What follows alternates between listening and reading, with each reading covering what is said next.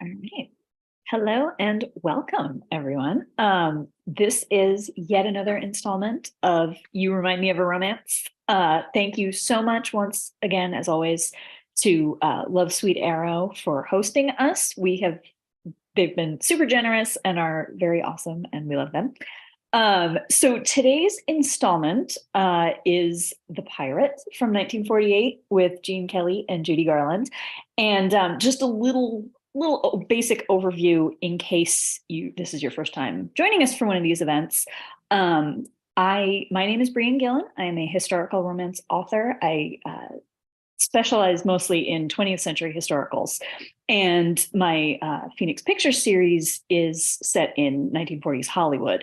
And it contains lots of homages to my favorite screwball comedies from the 30s and 40s because I've always loved them. And I started thinking about how many parallels and common tropes there are between these classic screwballs and some of our favorite romances. And so I always enjoy picking a film and having a couple of guests on to talk about one of our favorites, and then just having a very fun time. So before I get to introductions, if you are joining us and would like to contribute to the discussion, ask questions, share your favorite Gene Kelly moments, be sure you can put them in the chat. Marissa is monitoring that for us, and we'll pass along any stuff you want to share. So please feel free to join the conversation. And before I get to starting the movie, let's introduce our fabulous guests. We have Emma Barry and Jen DeLuca, and I will let the two of you introduce yourselves, and whichever one of you wants to go first. You go, Emma. Okay. So hello, everyone. My name is Emma Barry, and I am a contemporary romance writer and a very long-term old movie fan. In fact, this is mortifying, but the first fan letter I ever wrote to a celebrity was to Bob Hope. And that was in like 1991, my friends.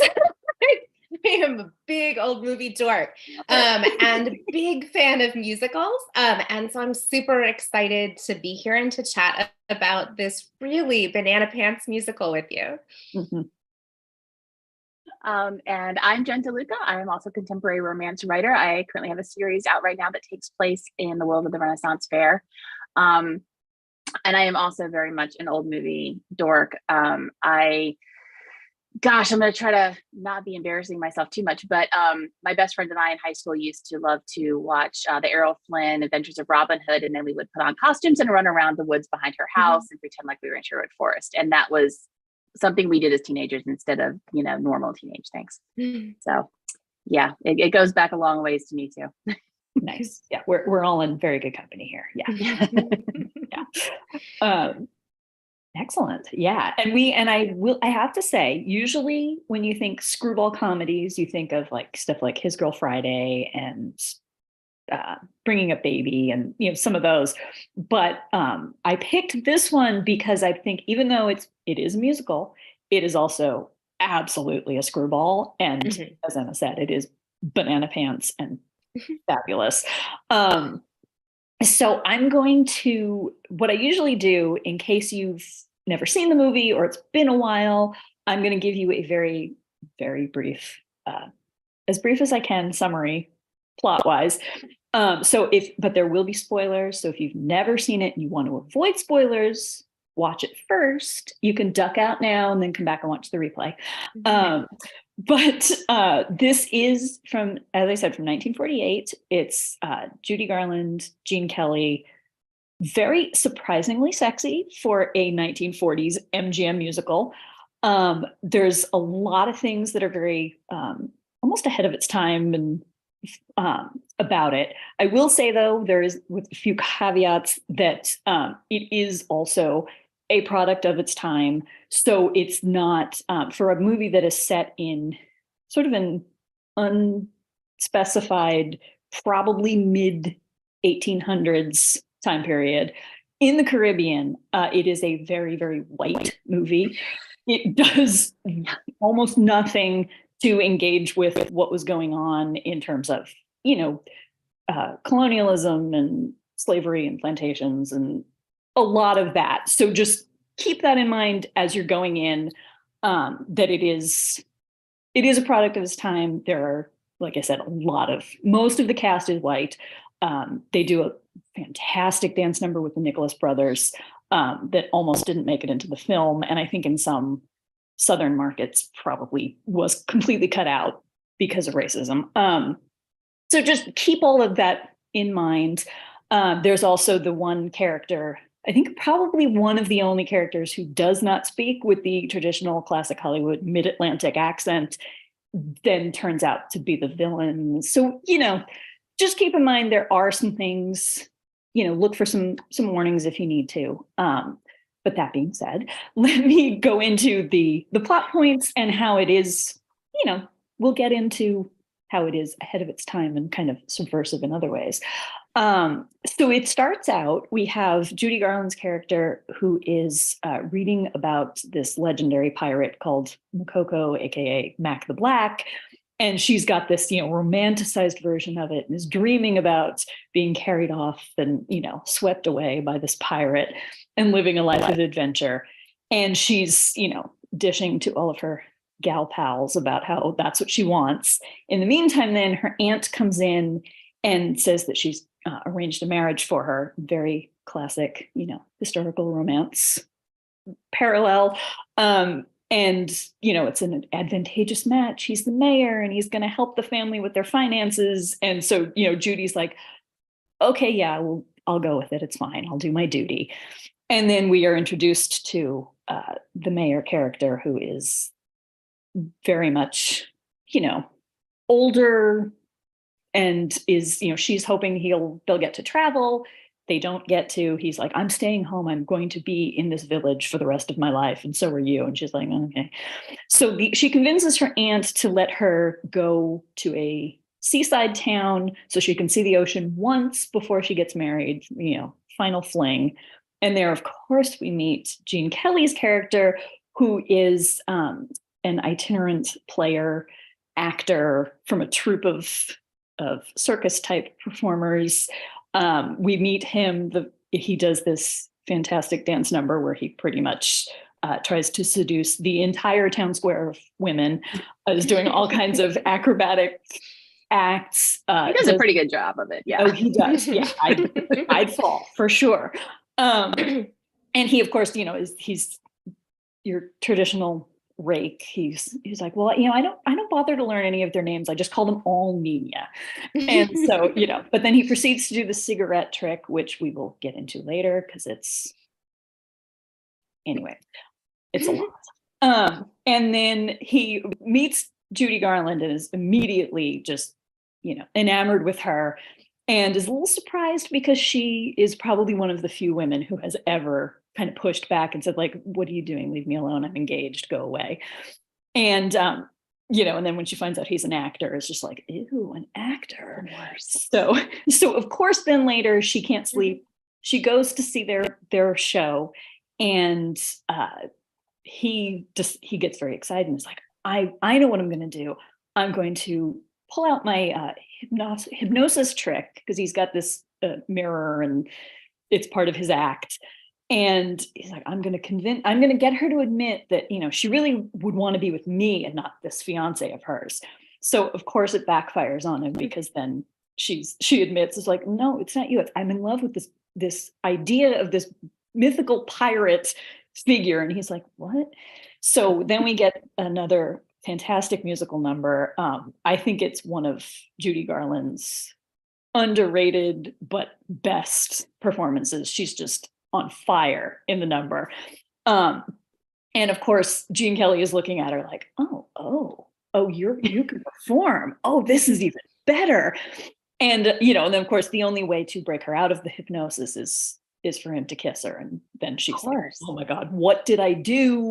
I'm kissing you. I'm performing in front of these people. It's just terrible. So she flees back with her aunt to her little small village.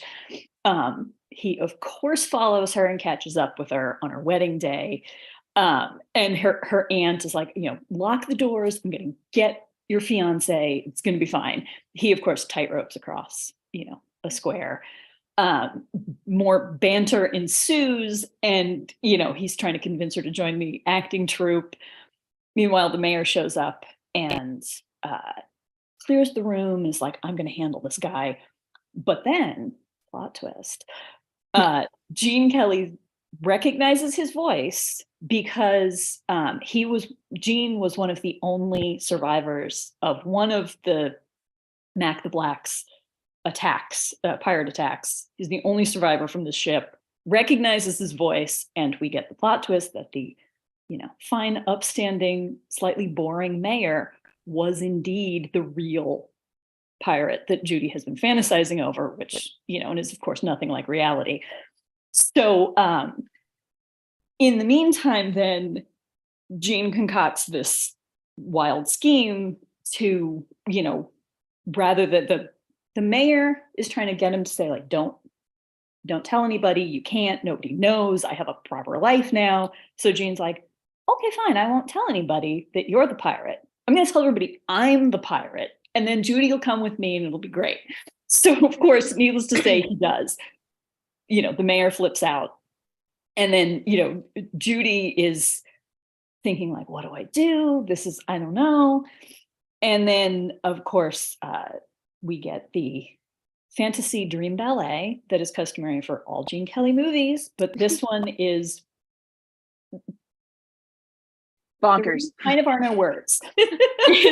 It's entirely her fantasy. It's this fiery, stuff's exploding, he's doing acrobatics, but he's also wearing the tiniest shorts perhaps anybody has worn in an MGM musical ever. Maybe the only shorts. I don't know. So, which of course we'll get into that later too. So then plot wise, Gene then says, okay, I have men surrounding the town, but I promise we won't attack the town if Judy comes with me and, I sweep her away. And of course, then the town is, oh, you have to do it. Please save us. Think of the town. And she, behind closed doors, she's talking to him. She's protesting, and you're like, no, you can't ask this of me. Meanwhile, she's changing into a, sultrier dress, putting on perfume, and it's like, no, I'm totally down for this. And so then she goes to his place, and then one of his supporting players in the acting troupe lets it slip that, oh, this is just like what you said you wanted that night when you were hypnotized. And she's like, wait a minute. She puts it together, proceeds to kind of lure Gene in by, saying, I'm so glad you're a pirate and not an actor, and you're a terrible actor anyway. And he's like, wait a minute, no, what? My ego can't handle this. And then she proceeds to throw probably every breakable object in this room at him in this fantastic bonker scene. Again, we'll go into more detail. And it's only when he gets hit in the head with something she throws at him and passes out that she's like, oh no, wait, oh no, I didn't want to hurt you. I think I'm in love with you. There's a musical number, love song, it's great. Meanwhile, the mayor comes back with I don't know if he's a viceroy or he's a higher up, and then has put all of his own looted goods into a chest, planted them, and is like, okay, well, if you want to be the pirate, then we're going to arrest you and, try to get rid of you as the pirate. And I did forget to mention, though, at the beginning, the mayor gives Judy an engagement ring. It was Chekhov's engagement ring because it's a very deceptive design that now then later comes back into play because she, when she's trying to, speak up and say, no, you can't, he's really an actor, I swear he's not a pirate. The viceroy is like, hey, this is all the stuff we found. This is all his loot, we know. And of course she matches a bracelet to her engagement ring and is like, oh, the mayor's really the pirate. So at this big, public spectacle, they're about to have a public execution, and Gene is like, okay, you usually let people have like last meals or cigars or whatever. I'm going to do a last performance. And they're like, okay, fine. So that's when we get the fantastic Be a Clown number with the Nicholas brothers, which, yes, they did then, the studio did plagiarize themselves by slightly altering it for Make 'em Laugh with Donald O'Connor and Singing in the Rain a few years later. Why not? Both of them work. So then he pulls out, of course, once the number's over, he pulls out the hypnotizing mirror and is like, I'm gonna get the mayor to confess. And meanwhile, the aunt knows from the story that Judy told earlier on that like, oh, this mirror is bad. So she comes up and smashes it. And they're like, oh no, all hope is lost. And then we have the great romance turning point of, Judy and Jean kind of look at each other like, okay, we're like silently, like, we're on the same team now. Let's do this. We got this. So she pretends to be hypnotized and is going on and on about how, she loves the pirate and loves him and everything. And of course, the mayor's jealousy and just spikes. And he's like, excuse me, this, weak, puny little actor could never command a ship or, incite fear like I do. I'm the pirate. And then, of course, chaos ensues. They get the bad guy and, the real pirate. And then at the end, we get a cute little epilogue of Judy having joined the troupe, and the two of them are singing Be a Clown together now. And it's great. And that is the nutshell version of this bonkers bananas plot that I think was originally a play, actually. It was based on a play that was a screwball. The studio wanted to make a screwball for a while. It kicked around, nothing ever happened. And then they circled back around to a musical, and we get the beauty that is this movie. So that being said, now we can start discussing the fun stuff. which there is a lot in this. There is a lot. Yeah, so much good stuff. We of course have the fantasy versus reality tropes of, everybody wants a pirate until they think about what pirates actually probably looked like. They weren't hot. They had lost some teeth to scurvy. It just probably wasn't pretty. So, and there's, there is a surprising amount of sexual tension for a big splashy musical, which is great. And the two of them just have great chemistry together. And yeah, so that's where we are. And that's what we can kick off. I think one of the things I love about this one is that she really, for all the people trying to take advantage of her character has a lot of agency. And yeah, it's all about her desires driving the plot forward, which is so great to watch. If anything, I think the movie solves her problem. Like at the beginning of the movie, the problem is that like she wants adventure and she wants to travel and she doesn't want to live in this little town, and that's the problem that gets solved. He sort of doesn't have a problem at the beginning of the show, but to the extent he does, like he wants to flirt with everyone, but then he gets, tied down to one woman. So if anything, like his expectations get subverted and hers get met in the movie. Yeah. That's actually a really good point. It is. Yeah. And she ends up saving the day for him, for herself, for the whole town, when she stops subverting her desires and is like, then leans in, is like, oh, this is what I want. And then that's what saves everybody. One thing that I thought was really, really fun about this movie is, and something that I didn't really think about until I saw this movie, was just how much just the whole genre of pirate is a trope in and of itself. Because a lot of the framing of this movie to me was very similar to the first Pirates of the Caribbean movie, where you have Elizabeth Swann as a teenager fantasizing about piracy and the life on the high seas and everything. And she takes the little medallion and she tucks it away. And it's, she just has that whole like fantasy in her head. And then and then of course she meets the reality of what pirates really are, and that's a little different. But then the end of the first Pirates film is, to me, very similar to the end of this film, where the protagonist is about to be hanged, and she helps save the day in a limited way, because women only have but so much agency in those days, but she does her part. I mean, Judy Garland, I think, definitely has more agency, I think, than Elizabeth Swann, and but it just really struck me how those two films were similar in that way, and I was like, oh, I guess pirate itself is kind of a genre. Yeah. Or I can't imagine that somebody who like was writing Pirates of the Caribbean, like, watched this 1948 movie, decided to take elements of it. Maybe they did. I don't know. Yeah.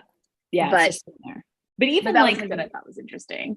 Yeah, even like I think it was The Princess Bride has elements of it too. That like there's always the fantasy version, and then like what you remember, and and that's, I mean, that one goes off on its own direction, but right. But there's still that kind of fantasy of the dashing pirate and the high seas and the freedom that it entails, and all of that. Yeah, and Pirates of the Caribbean, and Princess Bride has that sense of the pirate identity changing, right? With the Dread Pirate Roberts being different people. And here we get the idea of Mac the Black being, first the mayor, really, and then being Gene Kelly as well, right? So, and the way that Gene Kelly's body language changes when he's Mac reminds me a little bit of like Wesley's body language changing when he's Dread Pirate Roberts. So, yeah. That's a good point. Yeah, definitely. Yeah, he definitely, I think he gets to lean into the fact that his character's an actor, and really just is like, okay, I'm going to be this, and I think at a couple points he even like gives the mayor, who really is Mac, a few notes of like, you really should underplay. It's, you need to be more subtle and make them scared of you. And the guy's like, excuse me,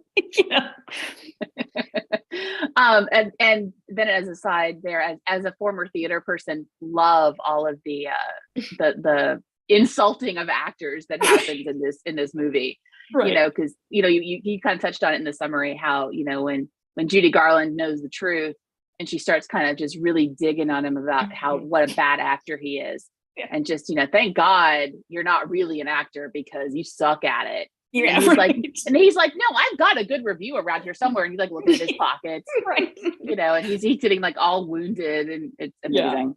Yeah, she knows exactly what buttons to push to like just bruise his ego, and of course before she throws everything in the room at him and just completely. And that was one of the funniest things. I don't think I've ever seen anything quite like that in an older film like that. Just I mean, she throws everything that is not nailed down at him. Yeah, it's hilarious. And she really like, she really gets to unleash all her anger, which you really don't get to see a lot from female characters in movies from that time. But she just goes all in and is just hurling stuff and throwing things, and he's like, and he doesn't know what to do, and it's just running. It's a hilarious scene. And I think there's even one point where she's like, she's got a sword that she's like spanking him with, and there's many layers to this. He's like trapped in the banister of the stairs, and she spanks him. Like it's really fascinating, and especially because one of the points the film makes that's problematic is that Mac's strength comes from his masculinity, right? And they literally say that, his overwhelming masculinity. And here he is being Mac, being spanked by a woman, which plays around with that in so many ways. And then of course he uses a sword to cut off the top of Judy's, kerchief in the Dream Ballet. And I feel like those moments are tied together in some way, because the sword is so phallic, right? So like it ties in, I think, to the sexuality in the film, in both comic ways, but also in like serious ways. So. Yeah, it's a really, there's so many layers to it that are kind of surprising. Like the more you think about it, the more it's like, oh, they really put a lot into this movie. It wasn't just, here's some songs and dances and that's that. Like there's so many currents underneath all of the scenes in this movie. And it's just how the dream ballet, since we started talking about that, now we brought that open that door. Just how female gazy it is. Yeah. Like they're not even being subtle. You know, he's got those ripped shorts on with, I mean, I know that, like, you know, we all like looking at Gene Kelly's butt. They always put him in very tight pants in his movies, right? Yeah. But I'd never seen those thighs before. And those are dancer legs for, oh my God. For sure. Yeah. And just, yeah, they have the fire and the explosions, and he's got the sword, and he's going up the, you know, into the crow's nest of the pirate ship. And then he comes down, and it's so incredibly athletic and graceful and just hot. And 1948, man. I was just like, yes, man. And just, but yeah, it's female gazy, and that to me is such a refreshing thing to see in that, from that time period. Yeah, because I feel like she's like, literally watching him too. Sorry, you go first, Rhiannon. Yeah. Oh no, I was just gonna say, like, he really, like, in a lot of his movies, he would have this fantasy dream ballet sequence, and I feel like it was kind of his way of getting a lot of the, you know, sexy sexual undertones to a lot of the love stories that you obviously couldn't do in a Code era film because the censors would have been all over you. But this one is especially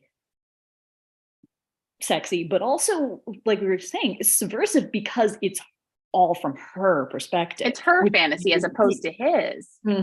Yeah, because in like American in Paris, that's his fantasy of loss, right? He just keeps imagining scenarios where he loses her again and again, as if he's trying to like solve the problem. And in, you know, Singing in the Rain, it's really just like him describing a number to someone else. But here, you know, Judy is watching him dance. He knows she's watching him dance, and he's performing her fantasy, the fantasy that she laid out for him in some ways. And so we see her as the spectator. And as you were talking about, you know, when you were describing the whole plot, he, I think, falls in love with her when he sees her perform Mac the Black, right? Yeah. That's the moment when it goes from like, he has a crush on her to like, wow, she's like equal. She's like, she can perform. And that moment when he's watching her, like, he looks so turned on.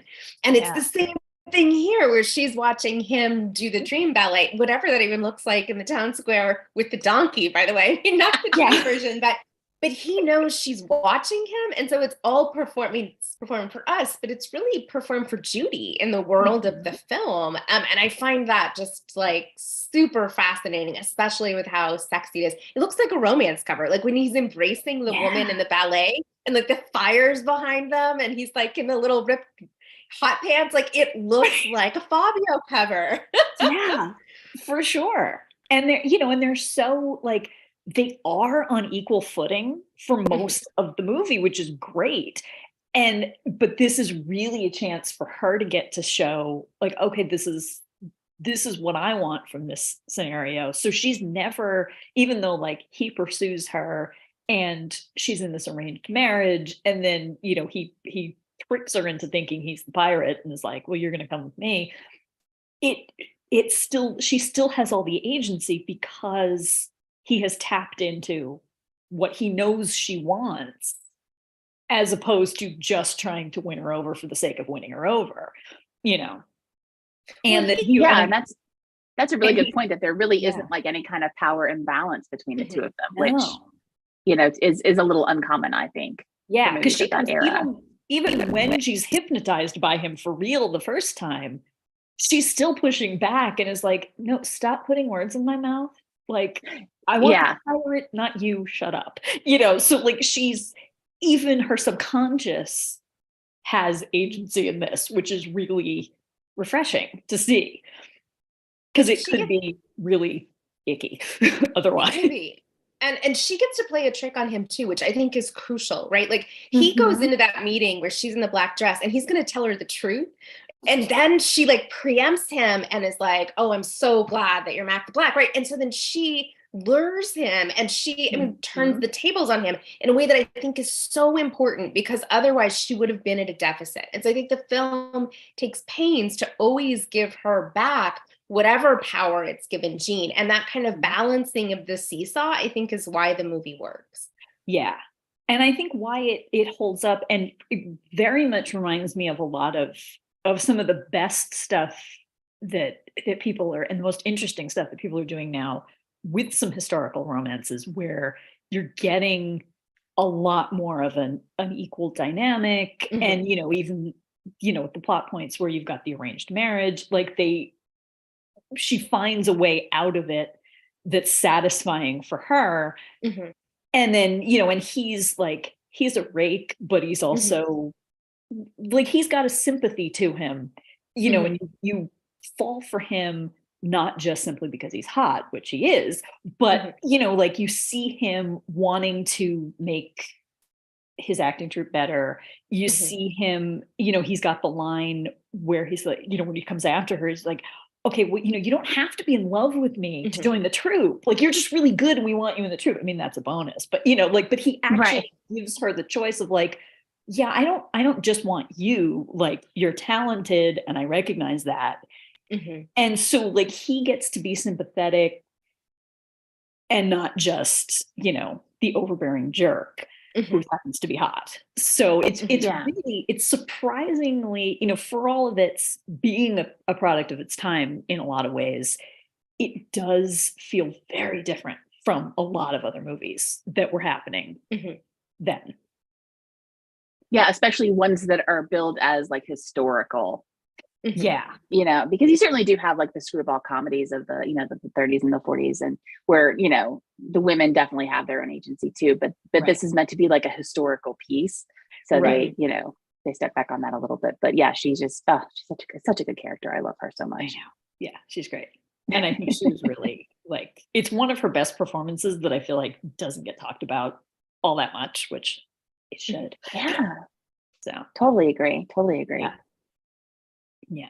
And I really do. I love all of what it says too about fantasy versus reality, and also about, the things that you can do with appearances, and how you think you want one thing, but it's really another that you want. It's they go into a lot with this, And there's also an aspect too with the fantasy versus reality, and just the idea of performance itself, where as if you're performing a character, you may be able to say or do something that you wouldn't normally do. And so I think that he's able to kind of use that pirate persona in a different way that he would as himself, the actor. And I mean, Judy is certainly, she's hypnotized, so there's definitely that little bit of a loss of power, but as she's performing this, she's able to be truthful in a way that she's not, she would not have been otherwise, to say, this is who I'm after, this is the kind of guy I want. Where, she hadn't really been able to say that to anybody that mattered besides her friends at the beginning. So that to me is very interesting. Again, as a former theater kid, and then as somebody who's written something, a little bit similar. It was a fun thing to watch. Yeah. Yeah. Well, that was definitely one of the reasons I wanted to, in part include you in this too, because we'll probably do that later, but yeah. But I know, like, Simon in Well Met is very much, he plays a pirate, and it definitely reminds me of the same kind of dynamic of like, well, you can get away with more when you're playing your pirate person than you would, and things that he could say and things that he could do, and girls that he could kiss as a pirate that he feels like as himself, he does not feel that same freedom. Definitely. Yeah. And speaking of kisses, I feel like I did promise that we would circle back. That cigarette kiss. The cigarette kiss. How did he do it? We can't let this go without that. There's a YouTube clip. I think I actually found it and I retweeted it, but if you oh, good. If you need it, I can post it again. Just that kiss moment. There's in the opening number that Gene gets to do, where he's, before he's met Judy, and where he's pretty much just, going from woman to woman in this town square saying, hi, I'm Gene, anyway, there's a moment in among the dancing where he takes his woman in his arms, and it's hard to describe. You gotta see it. And technically it shouldn't be appealing, but somehow he makes it work. She's got a cigarette, and it's, partially smoked one already. He takes it from her, puts it in his mouth, and then proceeds to flip it into his mouth, kiss her, and flip it back out while it's still lit. And it's one of those things that's like, wait, what did I just watch? And it's very special. I'm putting the YouTube clip in the chat, or link to it in the chat. Oh, excellent. I just found your tweet about it. So excellent. Yes. Cut and pasted that real quick if anybody is curious. Yes. It's like the bar trick with the cherry stem, but on steroids. That's a good point. That's what it reminds me of. Yes. And you're It's actually in like, that same way. That tongue. That's a nimble tongue. That's a nimble tongue. And the cigarette was lit. And it lit. And it exhales and there's the smoke. And you're like, so this isn't a trick. Like, how are they doing how is this? this happening? Yeah. And then it feels like an advertisement for skills, right? It feels like a resume. Like, in case you wondered what I can do. Well, that's pretty much what he's doing during that whole number anyway. I mean, the way that he is just commanding that entire town square and hitting on every woman that he sees. And he's climbing up balconies and swinging across, and he's doing all kinds of stuff. So when he backbends the woman out of the window and kisses her, I'm like, that is a flexible lady. Yeah. No, it's quite the number. And that set must have been purpose built, like just for that choreography, because I mean, he literally climbs a circle around the town. So yeah, pretty much. And it's stuff that I'm sure the producers behind the scenes were like, oh my God, he's doing that. He's going to fall. We're going to lose him. What's happening? And of course he was just, defying gravity, and as he did. As he did. I was about to say, as he did pretty much the entire time. Yeah. Yeah. It's definitely, it's a good movie. Let's just like I said, it really was. I will say that I rented it off of Amazon because it was like $250 or something, and I was like, I'll just rent it and watch it. And now I'm like, I need to go back and buy that because I'm gonna need to see that again. Yeah, I definitely.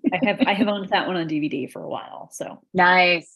I'm waiting for like the big special edition to come out. I think they should make one, but I don't know if they will. So, but sadly though, I have to bring up one of the tragic things about this movie. There apparently, if the story can be believed, there was an additional dance number that we'll never see between Gene and Judy. And apparently it was so steamy that the studio head, I think it was Mayer of I think it was MGM. He was the one. Was like, there's no way this can go in the film. The censors, like, forget the censors, we'll get like completely shut down as a studio. It's not happening. And he didn't just cut it out of the movie. He apparently had them destroy all the negatives, all the film. So it doesn't exist, which is, I find very tragic because I would really like to see this dance number now. But right? Like, it's never going to show up on one of those like lost footage things that somebody will discover, or maybe it will. Yeah, like fingers crossed. But I feel like it would have at this point, though. You know, probably if everybody involved goes, is past at this point. So yeah. If the story goes that he destroyed the stuff, presumably somebody tried to find it at some point. But yeah, so there's a lost dance number floating in the ether that we will never see. That was apparently even sexier than the dream ballet sequence. And it leaves such a weird hole in the movie too, because they don't dance together until the Be a Clown reprise at the end of the movie, which is weird. That's a good point. Yeah. I didn't think about that, because they've got a couple of love songs, but there's no dancing moments. Yeah, but they're not dancing. Yeah, like I think there's one that comes after she hits him in the head and he wakes up and he's basically just like, in her lap looking up at her like, I love you. And, she's singing the love song. And then there's another ballad later at the, when they're trying to draw out the real matter. Yeah. But yeah, there's the only dance number they do is them, being silly in clown makeup instead Yeah. of a romantic dance number. And, Judy could dance. It's not like he had a dance partner. Yeah. Yeah. The other But you thing know I was what? thinking about, oh, sorry, go No, on, Jen.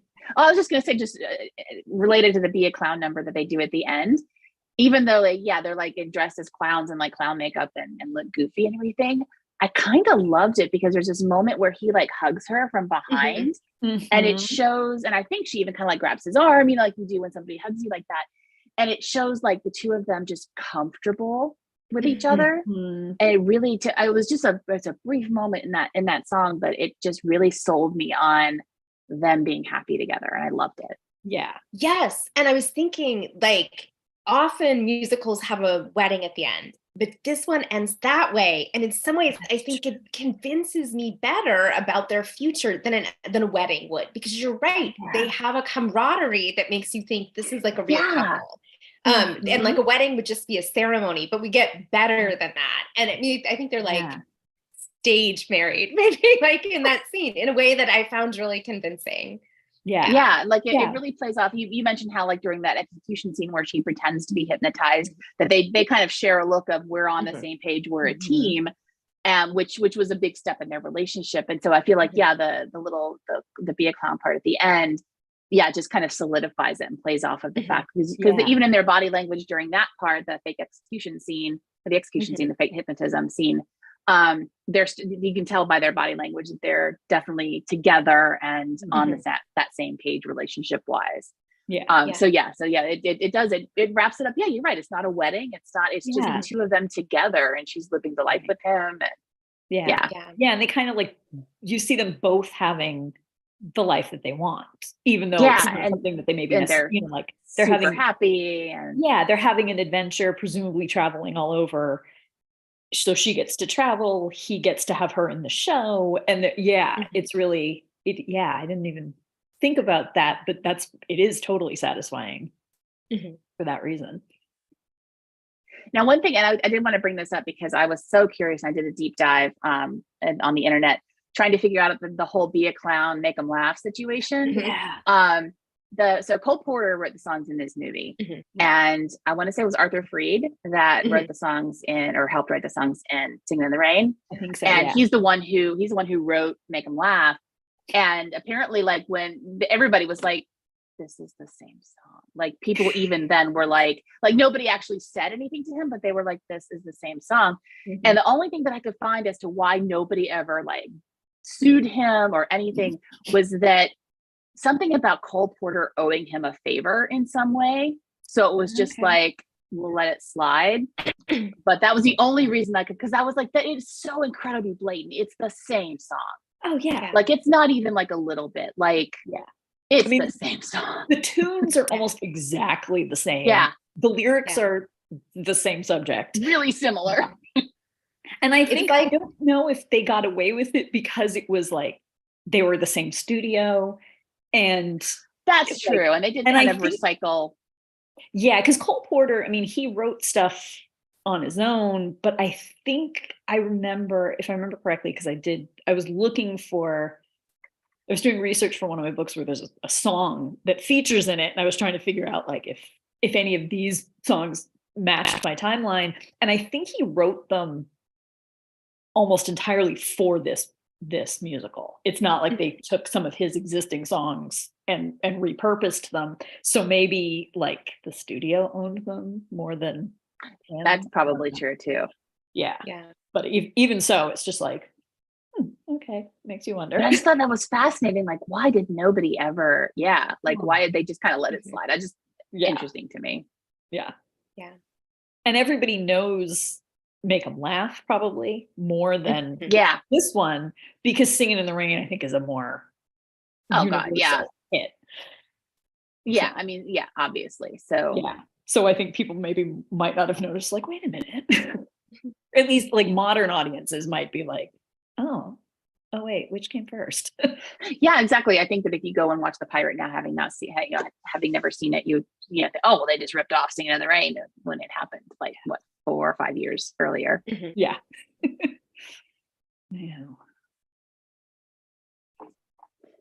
Oh gosh, I'm trying to figure out what to say next because we have so many. I know, it's like So there's so many. And I think too, I was gonna say if we wanted to like recommend, we could go on and on about the movie, but I think definitely getting a few book recommendations in, Mhm. I want to make sure I do that because I always like to add to people's TBR piles. Oh, But there are absolutely. so many great pirate romances um, out there, obviously.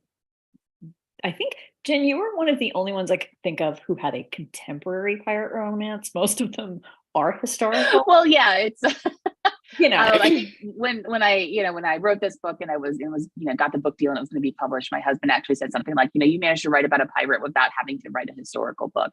And it to me is a lot more appealing because, like we said, like real life pirates, not maybe in real life, not so sexy, but, in a contemporary novel, you have things like dentistry and showers and, Right. Yeah.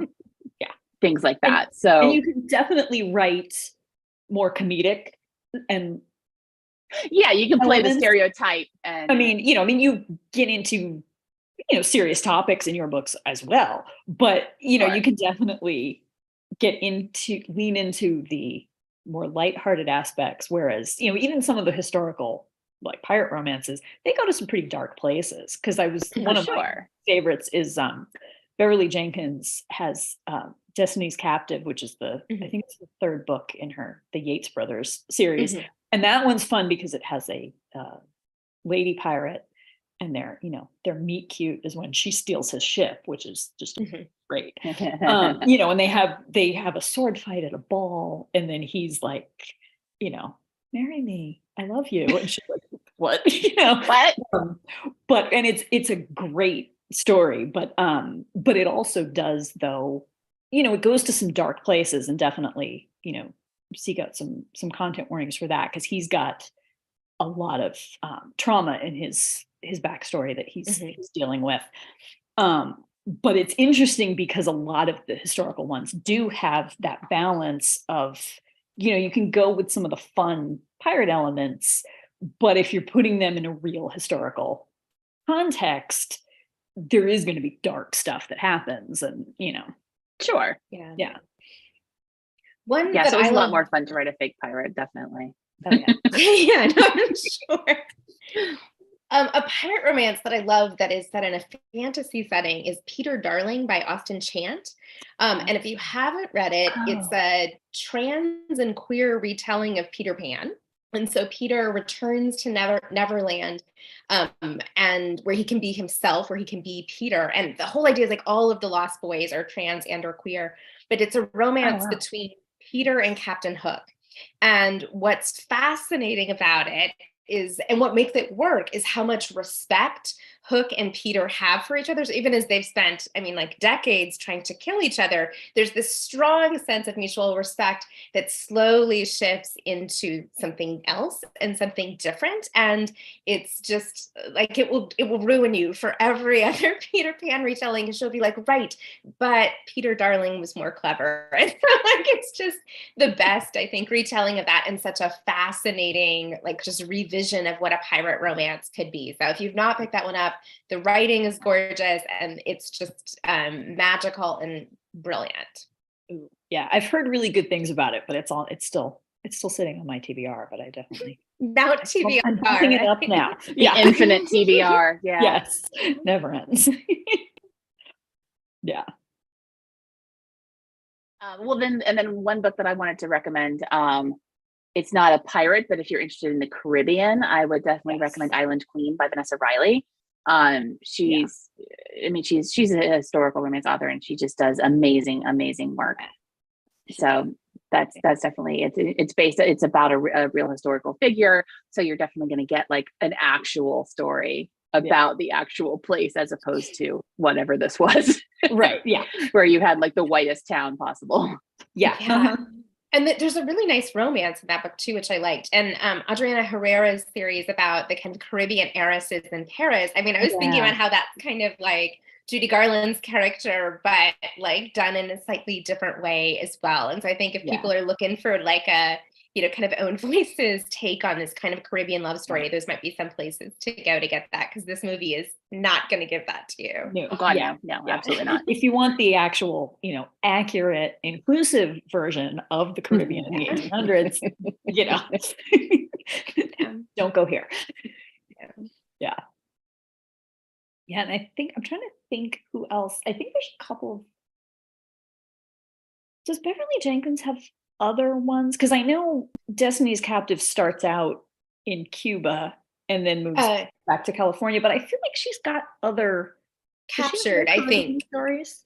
I think That was it's it. I think that was Captured. it. Yeah, that was, yeah. And then Lydia San Andreas is somebody else who's writing sort of Caribbean historicals. Again, not with pirates, at least not in the Lydia San Andreas ones that I've read. Right. But some of them do have kind of a screwball feel. And so I think would sort of scratch some of those same itches. So. Yeah, for sure. Yeah, and I think I haven't read it yet, but I know Catherine Stein has some fun romances, and I think her most recent, it might be her most recent one, is Look, Be a Lady Pirate, which features two female pirates as the protagonists and the couple.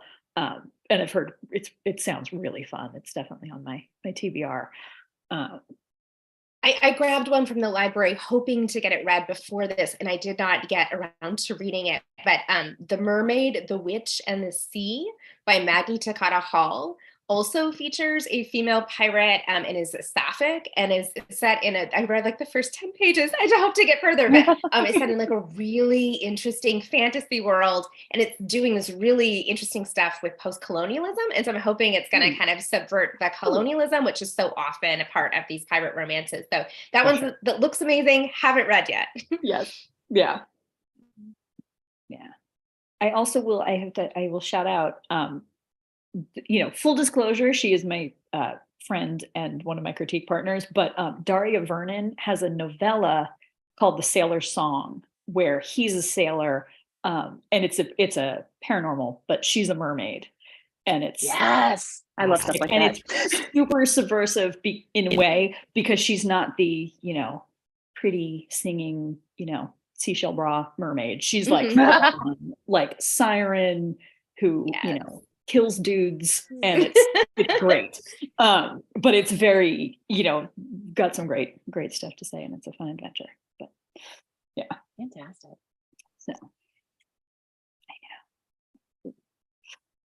So and then just as a side note, like just because I want to throw this in at random, I always say Caribbean unless I'm talking about Pirates of the Caribbean. And I don't know why that is, but that's just a mental thing for me. Yeah. I'm sure you enjoyed the line in the song, right? About, is it Caribbean or Caribbean in the opening Porter song? right, exactly. But I will say, like, if we're talking about books set in the Caribbean and something, or traveling to the Caribbean, but then, really like the first Pirates of the Caribbean movie. Oh. Yeah.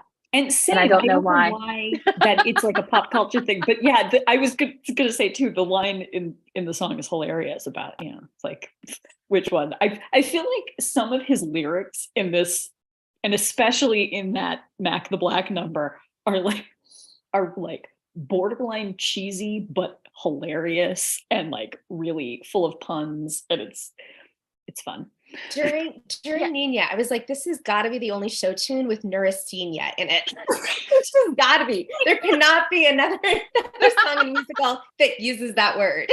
Yeah. He definitely skirts the line of like, oh, that's wait, what? Clever writing in this in the movie, just in the dialogue too, and in the songs. So yeah, I was very pleasantly surprised, because movies from those days can be a little hit or miss. But this is Gene Kelly, Judy Garland, so that's going to be a good one. Yeah, and their banter is just so good in this movie. I think it helped too that they were close friends in real life, so they had a great, any movie they made together was great, but they especially had very fiery. Their second movie of 3 together, right? Summer Stock is after this, and they had is it Take Me Out to the Ball Game? I feel like there was one before this. I'm not sure which one it was. I knew it and then I forgot. Oh, I forget. Yeah. I think it's Esther Williams is in Take Me Out to the Ball Game, but I'm drawing a blank on the name. It was one of, I think, Gene Kelly's like first movie musicals, if I'm not mistaken. But Well, now I gotta go look it up. I know. Yeah. Jen's like, do I have to do everything myself? Yes, Jen, you do. Okay, I'll see if I can find it. I do remember her, like hearing once when they were talking about this movie that I think she For Me and My Gal. That was it. There we For go. Me and My Gal was the one they did together in 1942. Okay, thank you, Jen. I knew that I had read it and I had it in my brain and then I forgot. Yeah, same. Yeah. And I feel like, It's like I think she has talked about, or they've, in interviews they gave, like, I think she really helped him through, I think it was one of his earlier movies. And then, and then we definitely, I think in later pictures, to some extent with this, but I think especially with Summer Stock too, she was really having a lot of difficulties in her personal life, starting to have more difficulty in her personal life. He kind of was able to, return the favor a little bit and support her. And and given all the backstage stuff that was going on with this movie, it's pretty remarkable too that it's such a tight, well done story because of all the the reshoots and how long it took, because she was starting to have such a hard time. This was kind of the beginning, I think, of her kind of decline. And also, her husband Vincent Minnelli directed this film, and their marriage was starting to fall apart, I think, at this point. So there was some stuff I read about how like she had some nervous breakdowns and she was out, absent a lot.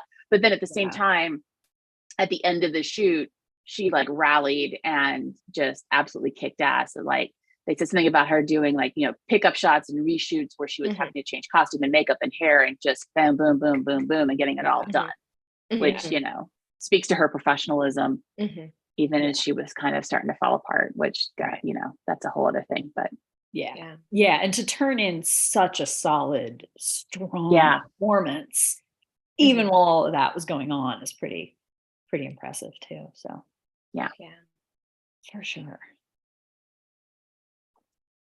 Well, I think we're kind of nearing our mark. So if I didn't know if we wanted to, if you two wanted to tease what you've got coming up. I think, Emma, you've got a book coming out really soon, right? Oh my gosh, it feels so soon. So in May, and I had a book out in January, and now I have a book out in May, and I'm like, So you just have a book out, I thought. Bonkers. But anyway, the book in May is a Friends to Lovers story, where he is a comedian who appears on a show that tapes on Saturday night in New York. Maybe you've seen it. And he has recently been dumped by the most famous pop star in the world. And she's written this song about all of his many flaws, which are varied and numerous. And so to kind of get away from, he's a lot. And so to get away from the media firestorm, he hides out at the apartment of his childhood best friend. And if he is like the chaos Muppet, she is the order Muppet.